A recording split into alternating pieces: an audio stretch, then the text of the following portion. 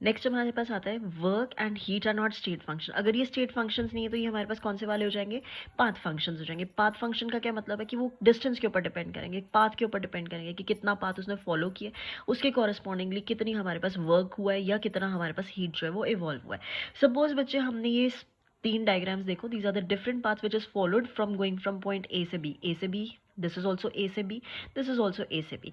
अगर हमारे पास first diagram देख रहे हैं और हमें पता है कि वर्क डन जो होता है उसका फॉर्मूला क्या होता है, that is equals to P D V. P आपके पास क्या था, that is your external pressure, and D V क्या हमारे पास कितना वॉल्यूम है, that is the small change in the volume. अगर हम इन तीनों डायग्राम्स को देखते हैं, ए से बी में जाना है, इसमें भी ए से बी में जाना है, इसमें भी ए से बी में जाना है, तो जब हम फर्स्ट वाला देख रहे हैं ए से बी में, उसने इतना जो ब्लैक पोर्शन किया हुआ इतना हमने पाथ कवर किया, इसमें हमने इतना पाथ कवर किया बी वाले में, एंड सी वाले में हमारा पाथ कवर जो है वो इतना ज़्यादा है। दैट मीन्स अगर हमारे पास इतना एक्सेस में पाथ कवर्ड था, लेस पाथ कवर्ड है, ये सबसे ज़्यादा पाथ कवर्ड है। सपोज जितना ज़्यादा पाथ कवर्ड होगा उतना ज़्यादा वर्क डन होगा। सो हम कह सकते हैं कि हमारा ये जो वर्क और हीट है, they are not your state functions, but वो हमारे पास क्या है, they are your path functions, कि जिस पाथ से आप उसको फॉलो करोगे उसके ऊपर उतना काम जो है वो करना पड़ेगा। फॉर एग्जाम्पल, सिंपल सा एग्जाम्पल लेते हैं, आपने कुछ एक जगह से दूसरी जगह पे जाना है।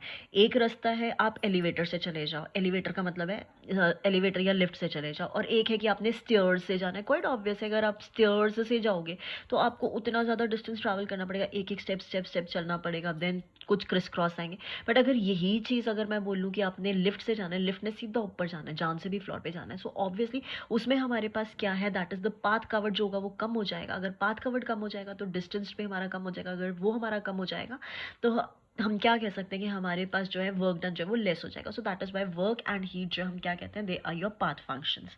Now coming to this, heat जो होती है that is also not a state function, वो भी हमारे पास क्या है, that is also your path function. अब हमें पता है, कल हमने किया था that first law of thermodynamics क्या कहता है, that delta U that is equals to Q plus W, या क्यू यहाँ पे हमारे पास क्या हो जाएगा, that is delta U minus W. तो क्यू जो है that is two different quantities, कौन सी हमारे पास क्वांटिटीज है, इंटरनल एनर्जी।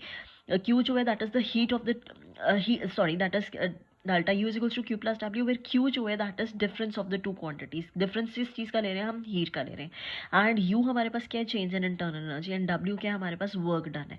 हम पहले डिस्कस कर चुके हैं दैट इंटरनल एनर्जी हमारे पास क्या है, स्टेट फंक्शन है, बट वर्क जो है वो स्टेट फंक्शन नहीं है, वो हमारा क्या है, पाथ फंक्शन है। दैट मीन्स वर्क जो है वो पाथ के ऊपर डिपेंड करेगा, तो क्यू जो हमारे पास है वो भी किसके ऊपर डिपेंड करेगा, पाथ के ऊपर डिपेंड करेगा। तो हम क्या कह सकते हैं इन शॉर्ट, कि क्योंकि हमारा इंटरनल एनर्जी स्टेट फंक्शन था बट वर्क डन जो है वो पाथ फंक्शन है, सो जो हीट होगा वो भी हमारे पास क्या हो जाएगा, स्टेट फंक्शन हो जाएगा। अब इससे हम क्या क्या चीज़ें कंक्लूड कर सकते हैं, फर्स्ट कंक्लूजन क्या है कि neither Q nor W is a state function, that is delta U हमारे पास इक्वल है according to the first law.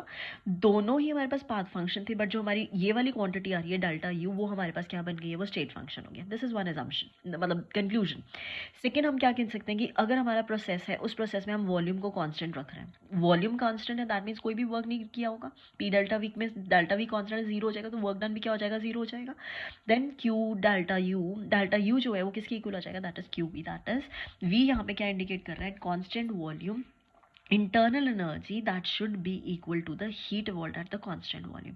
So delta U जो था हमारा state function था, यहाँ पे QV जो होता है that must be the state function subject to condition कि अगर हमारा volume क्या है, constant है। अगर volume constant नहीं है then ये हमारे पास क्या है, Q जो है that will be your path function। Third category या थर्ड प्रोसेस हमारे पास क्या है कि अगर हमने उसको एक्सटर्नल प्रेशर पे किया, दैट कांस्टेंट एक्सटर्नल प्रेशर, तो उसका फॉर्मूला क्या हो जाएगा, W that is equals to minus P delta V, हम पहले पढ़ चुके। अगर W under these conditions if we say that it is a state function, क्यों state function हो जाएगा, बिकॉज हम क्या कह रहे हैं कि हमारा ये जो एक्सटर्नल प्रेशर है वो कांस्टेंट है। अगर एक्सटर्नल प्रेशर कांस्टेंट है तो दैट मीन्स P की वैल्यू जीरो हो जाएगी, अगर ये जीरो हो जाएगा तो W जो हो जाएगा वो जीरो हो जाएगा। दैट मीन्स वो प्रेशर के ऊपर डिपेंड नहीं कर रहा, अगर वो प्रेशर के ऊपर डिपेंड नहीं कर रहा दैट मीन्स हमारे पास अगर प्रेशर ही नहीं चेंज होगा तो वॉल्यूम भी नहीं चेंज होगा, अगर वॉल्यूम और प्रेशर दोनों ही नहीं चेंज हो रहे तो वर्क भी नहीं होगा। सो वो उस केस में हमारे पास क्या हो जाएगा, वो स्टेट फंक्शन बन जाएगा। उसके बाद अंडर दीज कंडीशंस वर्क जो होता है वो हमने क्या बोल दिया, that becomes a state function. तो हम उसको कैसे लिख सकते हैं, that delta U that is equals to Q P plus W, P क्या है आपका कांस्टेंट प्रेशर है, delta U internal energy is a state function. In these conditions work also becomes a state function subject to condition, अपने work जो करना है वो किस पे करना है, कांस्टेंट प्रेशर पे करना है।